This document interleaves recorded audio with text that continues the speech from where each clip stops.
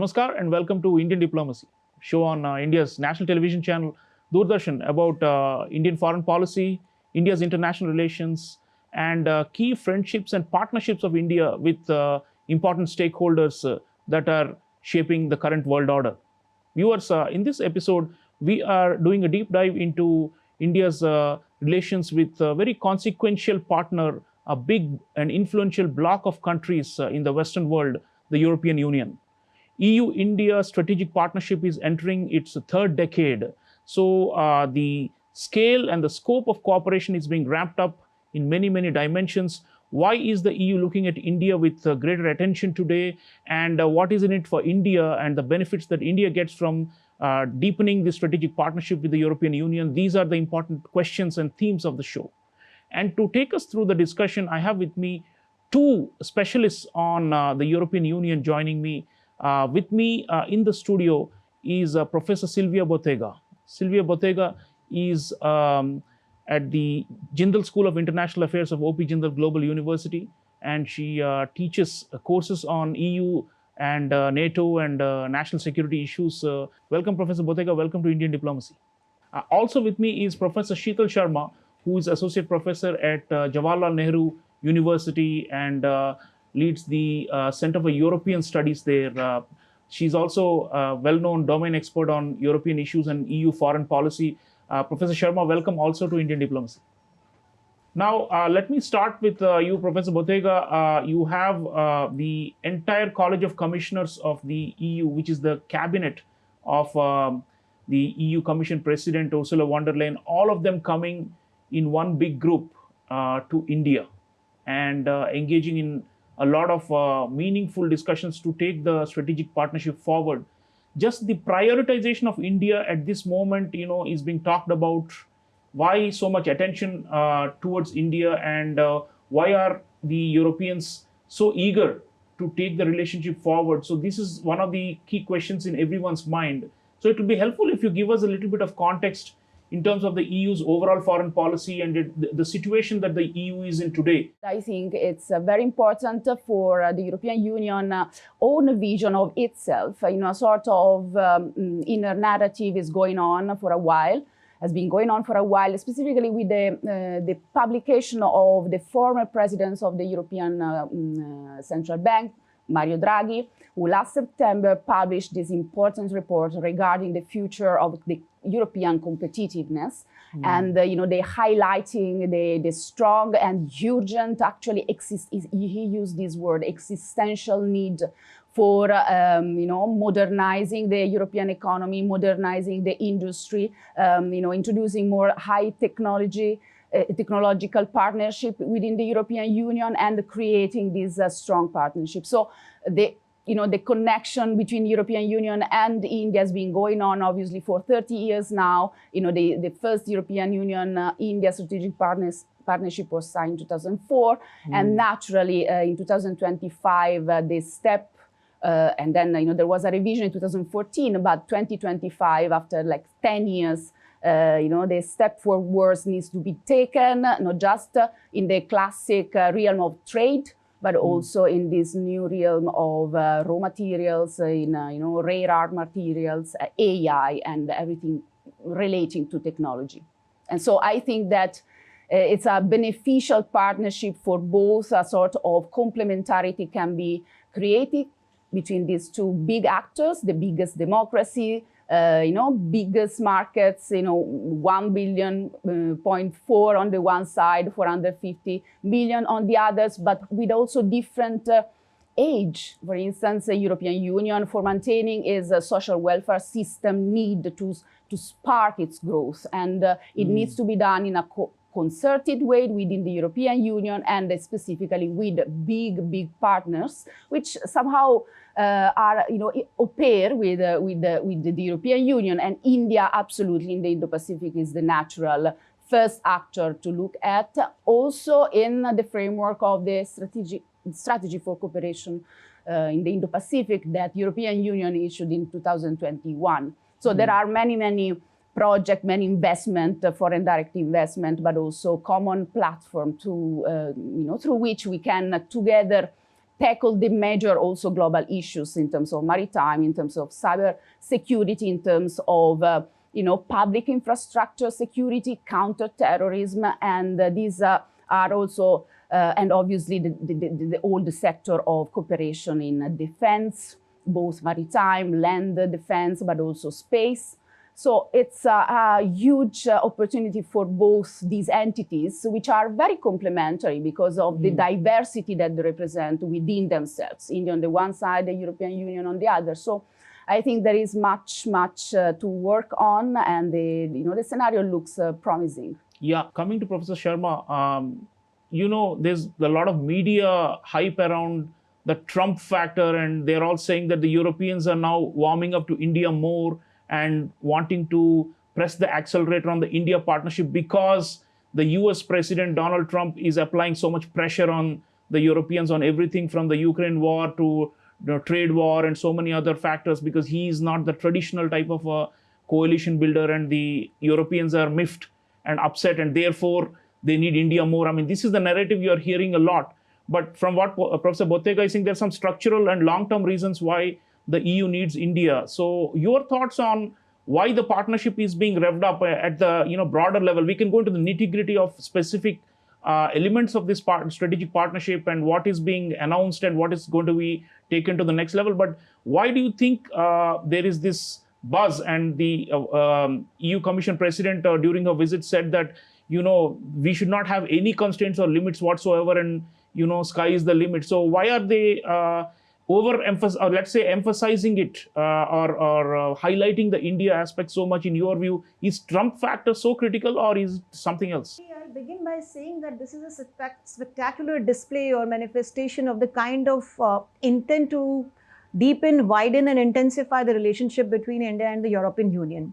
There are a couple of reasons for that, and we'll certainly come on to the Trump card, which is now sending shockwaves all across the world.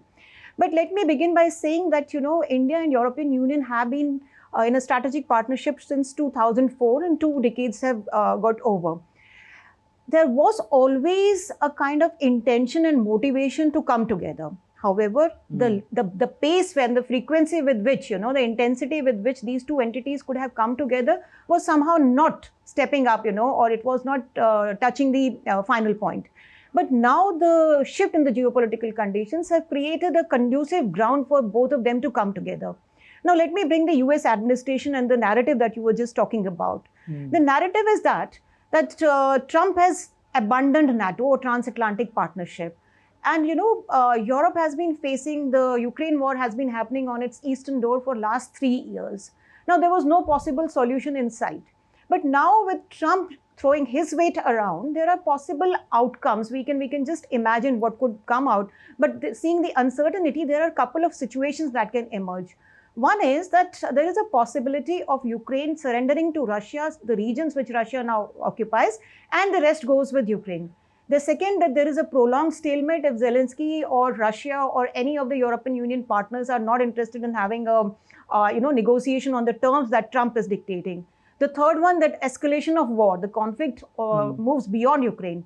The fourth one is that there is a change of regime either in Russia or in Ukraine, and then there is a end to the conflict in sight.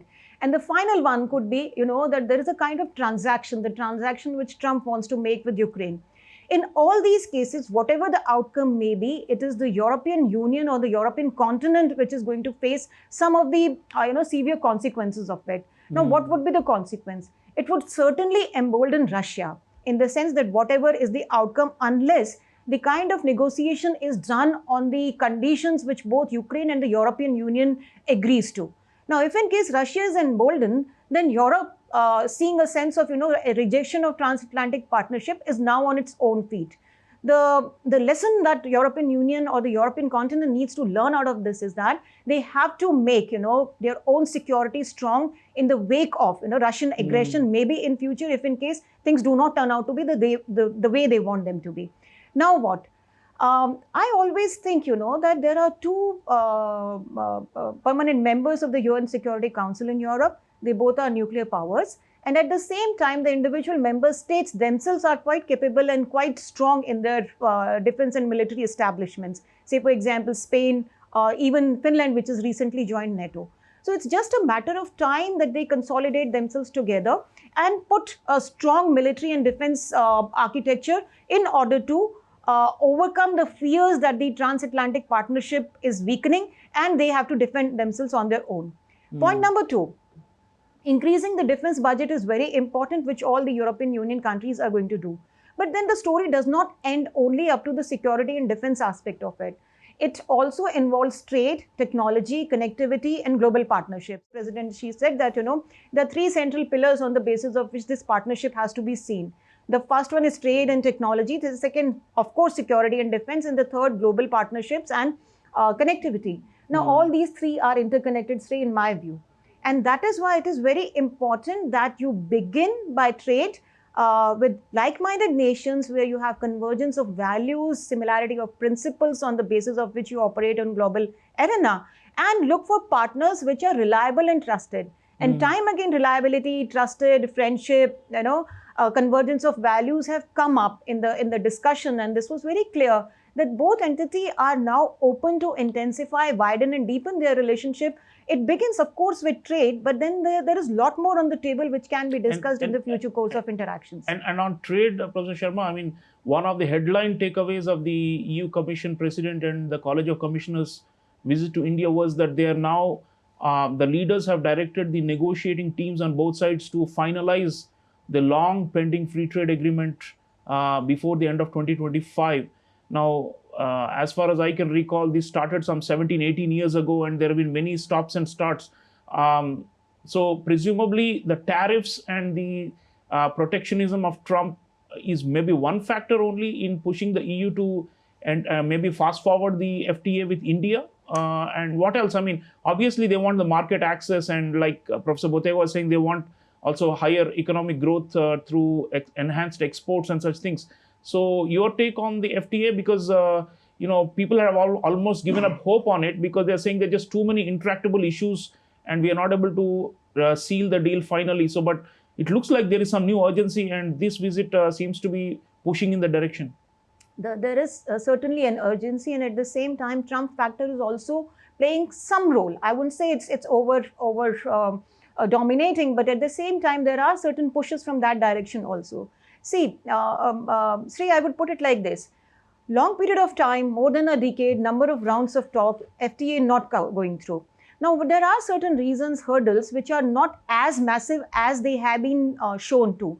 And it is the political will, the desire of the leaders to overcome these differences, maybe negotiation here and there, give and take for both the entities, which becomes a win-win situation for both of them.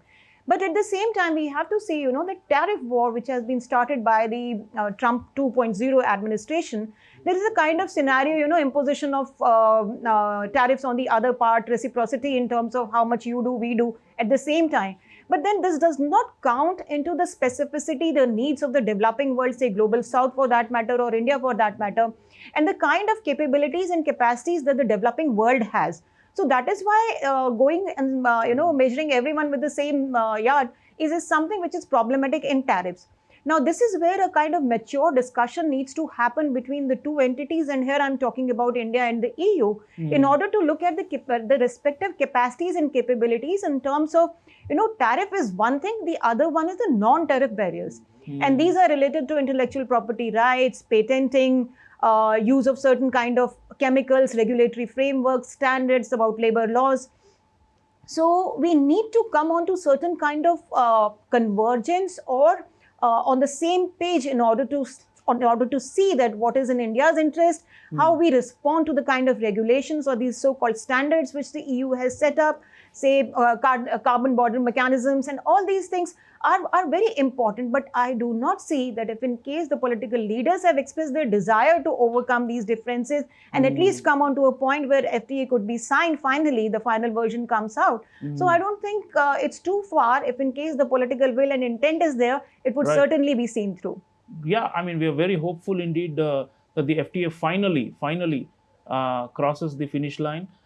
Professor Bottega, now apart from trade, the trade is now being bracketed along with technology in the India-EU partnership, and there's a Trade and Technology Council, and they have come up with a whole range of announcements about joint research and joint development and cooperation in very advanced technological fields like artificial intelligence, green hydrogen. We saw the bus in which the EU commissioners came to meet the Prime Minister with it was a hydrogen fueled bus, and that was to indicate that there is a whole focus on ecological issues between the two sides. And quantum computing and electric vehicle batteries. They're talking about very, very advanced areas. And already, as you know, India has advanced cooperation in this field with the US. They call it ISET, Initiative for Critical and Emerging Technologies. So this Trade and Technology Council is like a counterpart to the ISET with the Europeans. So could you talk a little bit about advanced tech, high-tech cooperation, and why the EU is looking to India for this, especially in this area? And what is the mutual benefit that we can reap from this technology-based cooperation? Why is technology becoming so central in this partnership? Yes, Sreeram, it's absolutely, it's true that there should be also a sort of, might be a sort of model, the one that has taken place already between India and United States, who are starting, have been starting investing, in India, they are manufacturing chips, they're manufacturing technological products, and they are integrating and also manufacturing a lot in relation to the space technologies and defense industries. So there is a sort of open up of the Indian ecosystem for this kind of external investment in a critical sector, the sector of defense and security. So for the European Union as well, I think it should be a sort of an ecosystem. And if it exists already with other countries, obviously, when we talk about the European Union, it means that there should be a regulated common platform. Obviously, single European countries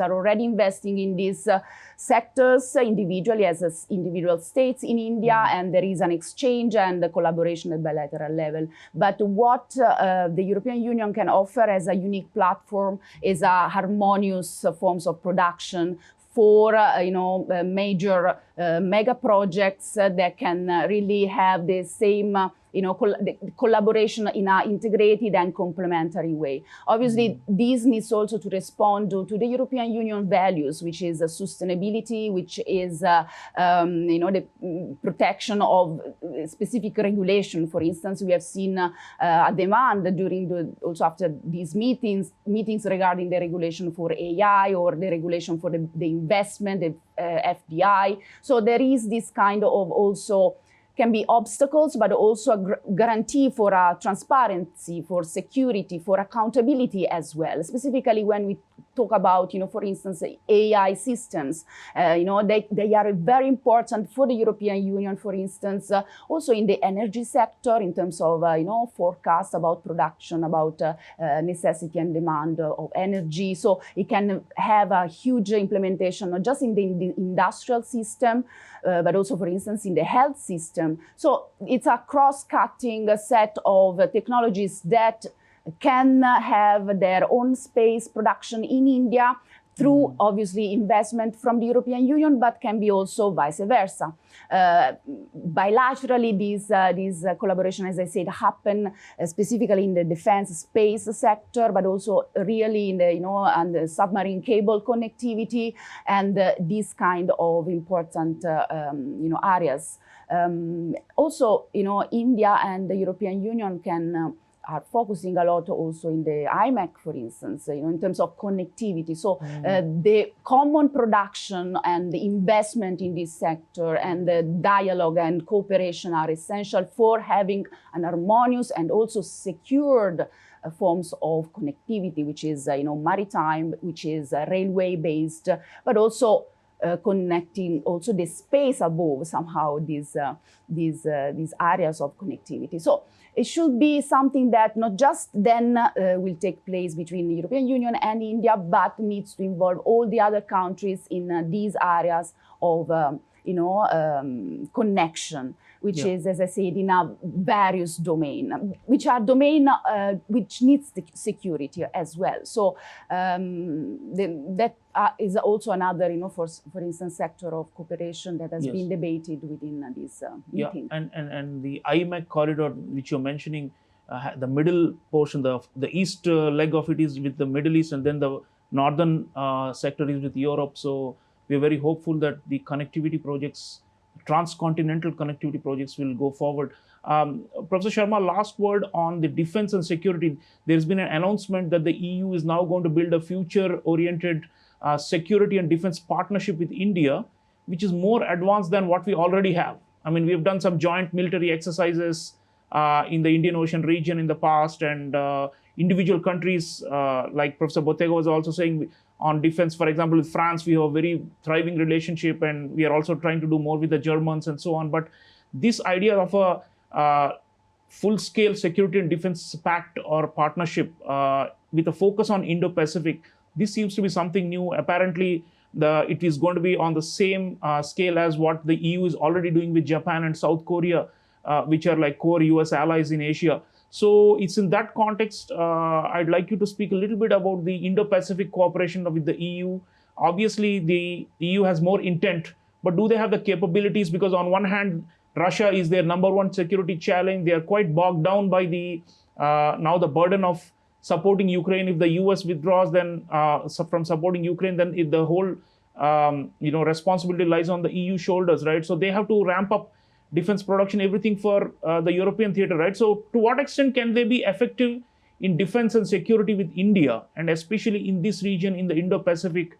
And they have announced that they're joining the Indo-Pacific Oceans Initiative of India. There's also a non-defense element where they're saying they will do projects jointly with India in third countries in the Indo-Pacific and in Africa. So it all sounds good, but really, does the EU have the means to, or the, can it implement, walk the talk, you feel, in the defense and security in the Indo-Pacific? Sri, it has to be understood in two different ways. One is with India, the security, strategic and defense ties with India, and the other one in the Indo-Pacific. Now, I would begin by the Indo-Pacific first, and the priority areas identified by the European Union in its strategy for the Indo-Pacific they're very clear-cut. They talk about sustainability and inclusive partnership. They talk about ocean governance. It talks about digital governance, security and defense, human security, and all those aspects. There are 7 priority areas. Now, this is very important for the European Union to play an important role in the Indo-Pacific because of the trade interest and the volume of trade that they have with the countries in the region. So one is that aspect of it. The second is that over a period of time, as we have seen the transatlantic partnership being neglected by Trump, and what are the consequences for the entire continent on the other side of the Atlantic, on the east side, it is going to create ripples all across the world. So the same happens with Indo-Pacific. If in case he also wants to withdraw his attention from this part of the world, I don't know how the things are going to play out vis-a-vis China. And if in case the second or the second Cold War, the second version of the Cold War emerges, then it would certainly not be Russia. It would be the China, which would be the main rival that US is trying to balance in the region as well. Particularly defense with India. Yes, there is a need, and now it is driven more by the circumstances for Europe particularly. We have always been, surrounded by the kind of neighbors that we know, and it's no longer a secret. We are modernizing our defense. Of course, we are looking for partners and diversification of our imports of military equipment. But at the same time, now the need of the hour for EU is also to step up its defense budget, to strengthen its military, to modernize and, to scale up its entire military and defense architecture. In this case, both India and European Union, they deal at 2 levels. I again say this because one is that the bilateral relationship with individual countries. We have with France, we have with UK, and we have to a certain extent with other European Union countries. But at the same time, at the EU level, if the frameworks are operating at the EU level, it becomes easy for India to operate again at the other level.